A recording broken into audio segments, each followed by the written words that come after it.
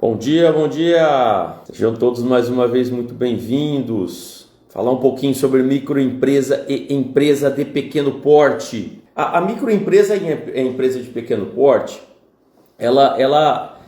quando a gente escuta falar, né, dá a impressão que ela não tem uma certa proteção legislativa. E ela tem, obviamente que ela tem. E essa proteção legislativa, ela começa lá na Constituição Federal, até tocar a Constituição aberta aqui, mais especificamente lá no artigo 170 da Constituição. Olhem só o que diz o legislador.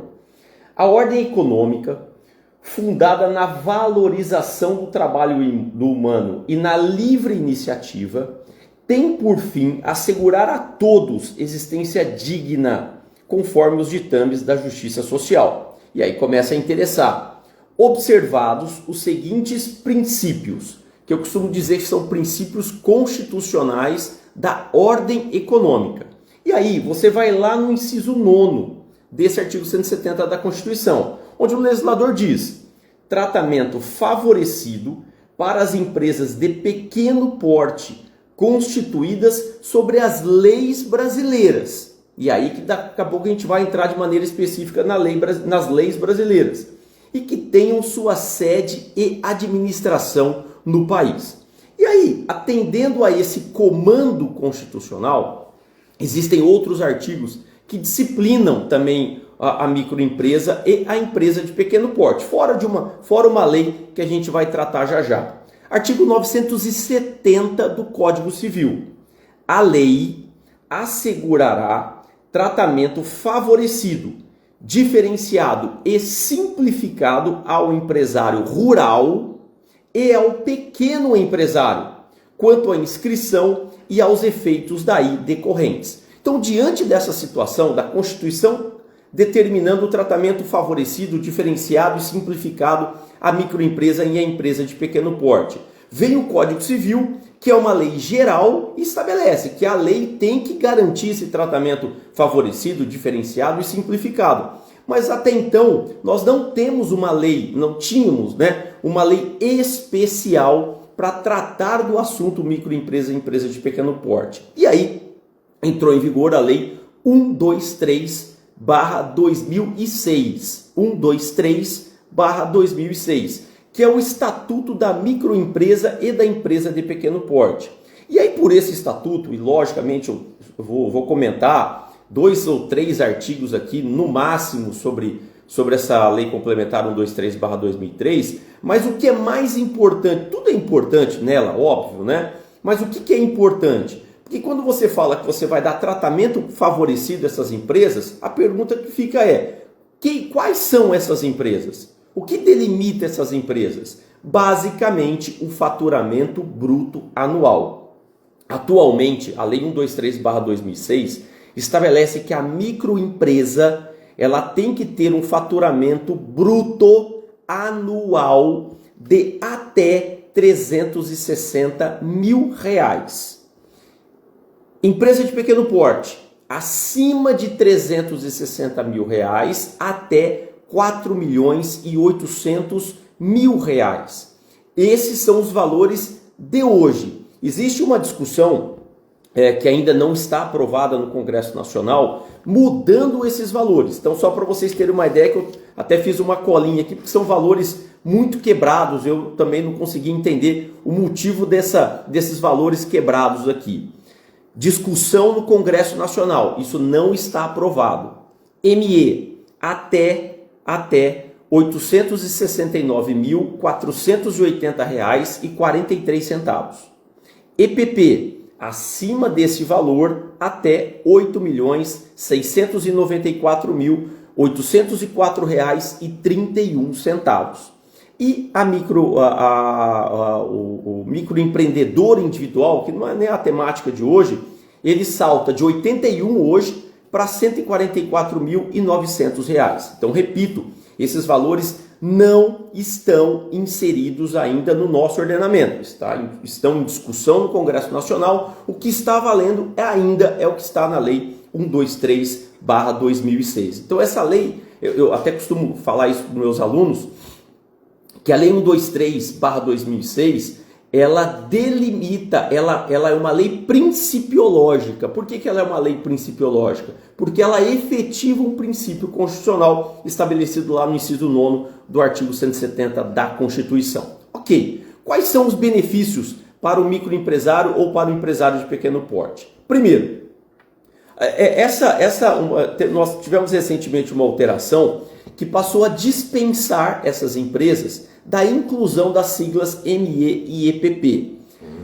Particularmente, eu critico essa alteração. Por quê? Porque eu acho que é interessante aqueles que forem contratar com esse tipo de empresa ter o prévio conhecimento de que eu estou contratando com uma empresa, com uma microempresa e com uma empresa de pequeno porte, que tem o seu faturamento reduzido, por isso que ela tem que ter tratamento favorecido. É aquela velha história, tratar de maneira desigual os desiguais na justa medida da desigualdade de cada um. Você não pode dar o mesmo tratamento previdenciário, tributário, creditício a todas as empresas, senão você cria um fator de desigualdade. Mas eu pelo menos acredito, que seria interessante ter mantido a inclusão, a obrigatoriedade no seu nome empresarial das siglas ME e EPP.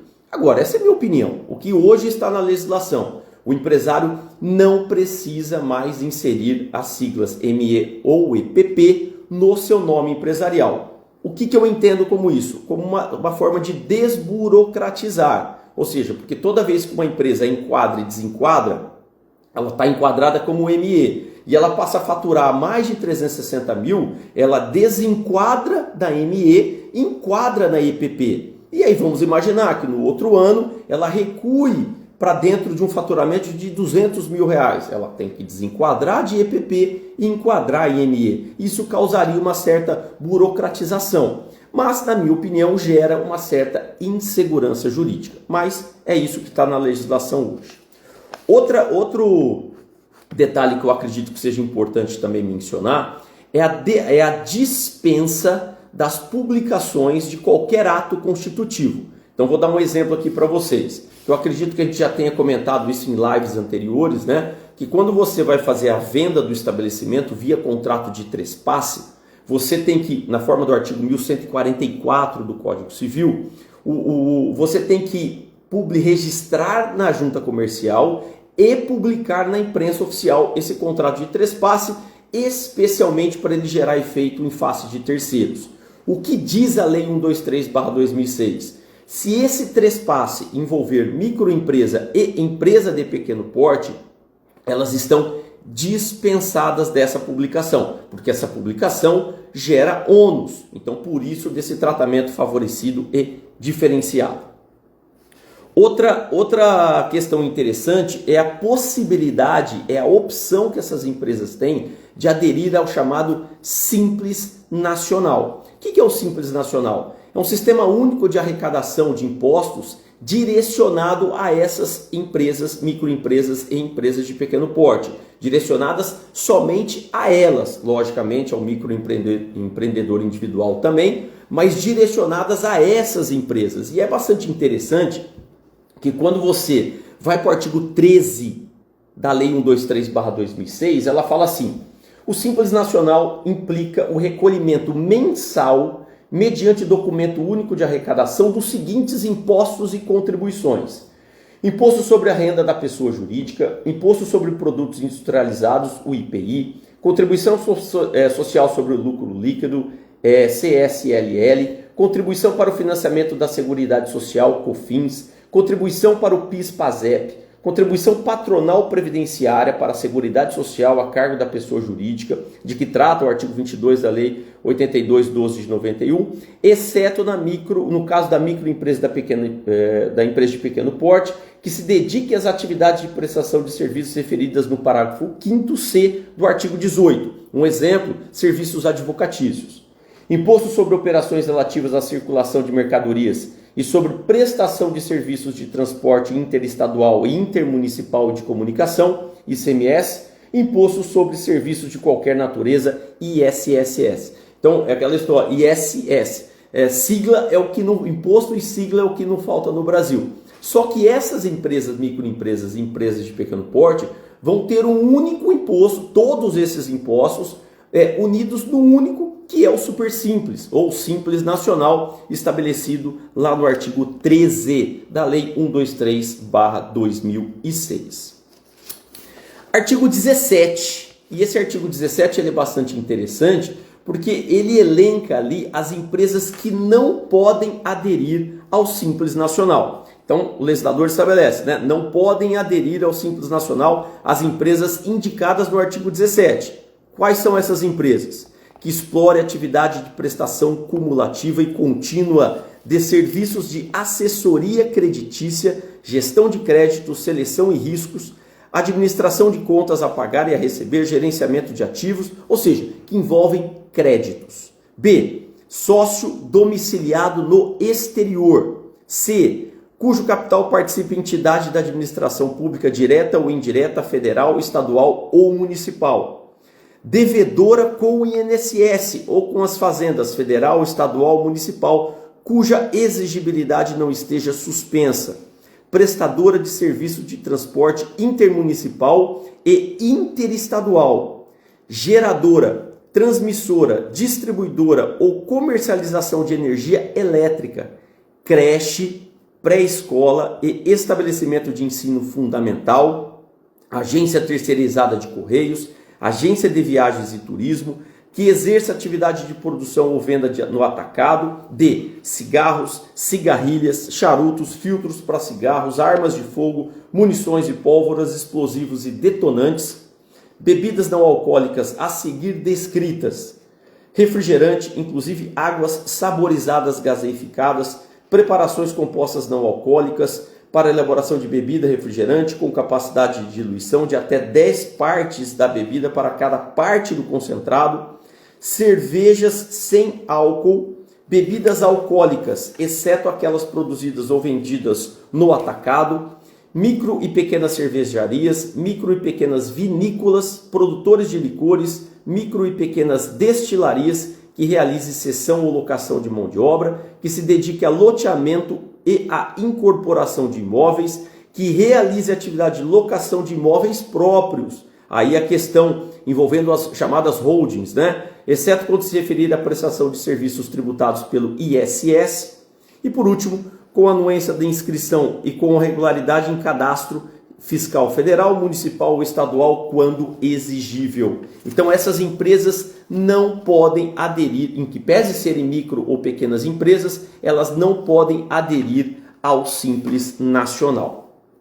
Passada a questão do Simples Nacional, a Lei Complementar 182 de 2021. Então é uma legislação aí em que pese ser de 2021, mas ela é tida como recente, né? Olha só que interessante, a microempresa e a empresa de pequeno porte agora podem participar do mercado de capitais, ou seja, ela pode ter ações na Bolsa de Valores. Então é uma inovação muito interessante destinada a essas empresas no Brasil. E aí já chegando na nossa reta final aí dessa nossa quarta-feira, é importante não deixar de mencionar, né, a questão que essas empresas, microempresas e empresas de pequeno porte, elas têm direito a uma recuperação judicial especial, estabelecida lá no artigo 70 da Lei 11.101/2005, que regula a falência e a recuperação judicial e extrajudicial das empresas. Agora, entendam, olhem só, essa recuperação especial que essas empresas têm direito é uma opção, não é uma obrigação. As empresas, todas as empresas no Brasil, elas podem optar pelo regime, pelo plano de pagamento, pela forma da recuperação judicial tradicional estabelecida lá no artigo 50, que se eu não estiver enganado agora, até porque não é o foco aqui da nossa live, mas são acho que 16 possibilidades não exaustivas, né? São apenas meramente exemplificativas. Mas o que é mais importante? As empresas, as microempresas e empresas de pequeno porte, ao lado dos produtores rurais, elas podem optar, elas podem escolher o plano tradicional ou o plano especial direcionada a elas. E o que é muito interessante nesse plano especial? Primeiro, você vai poder parcelar todo o seu passivo. Tem algumas exceções normativas, então repasse de recursos oficiais não entra, créditos tributários não entram, a questão de dívidas de alienação fiduciária em garantia também não entram, o resto entra, né? Então você vai pegar todo o seu passivo da sua empresa e vai promover o parcelamento em até 36 vezes, com parcelas iguais, mensais e sucessivas. E olha só que interessante, sobre essas parcelas incidirão juros da Selic, ou seja, juros oficiais, que são extremamente atrativos. Então olha só, você vai pegar todo o seu passivo, logicamente, com as exceções legais, você vai parcelar em 36 vezes e sobre essas parcelas incidirão juros da Selic, que são extremamente atrativos. E aí continuam os benefícios. A primeira parcela dessas 36 parcelas, a primeira parcela vai vencer em 180 dias da distribuição do pedido. Ou seja, apesar que 180 dias é diferente de 6 meses, né? Mas é melhor para conjecturar. Você imagina, você faz a distribuição do pedido hoje, a primeira parcela vai vencer, né, a partir de 180 dias, do prazo de 180 dias da distribuição desse pedido. Então, olhe o benefício dessa recuperação judicial especial. Não tem Assembleia Geral de Credores. Aqui a Assembleia Geral de Credores ela acaba sendo substituída por própria decisão do juiz. Então é um plano de recuperação muito interessante e atrativo, direcionado, repito, apenas para as microempresas e empresas de pequeno porte e, por extensão, em razão da Lei 14.112 de 2020, também agora ao chamado produtor rural. E aí só para a gente fechar, dentro das microempresas e empresas de pequeno porte, lá na forma do parágrafo 2º do artigo 61A da Lei Complementar 123/2006, é permitido agora a figura do investidor anjo, ou seja, aquela pessoa que vai promover pessoa natural, jurídica, fundo de investimento, e aí há um leque muito grande para essa figura, a possibilidade dessa pessoa promover aporte de capital nessas empresas. E aí existem algumas regras em relação ao investidor anjo, né? Uma delas, que ele só vai poder retirar o valor que ele colocou ali dentro, no mínimo em 2 anos. Ah, Charles, mas eu já vi um contrato onde fala que o investidor anjo só vai poder retirar depois de 5 anos, 6 anos, 10 anos, 20 anos, vida eterna. Vai prevalecer o que estiver no contrato. Mas o prazo mínimo para que esse investidor anjo retire o capital investido é de pelo menos 2 anos. Um grande abraço a todos, fiquem com Deus.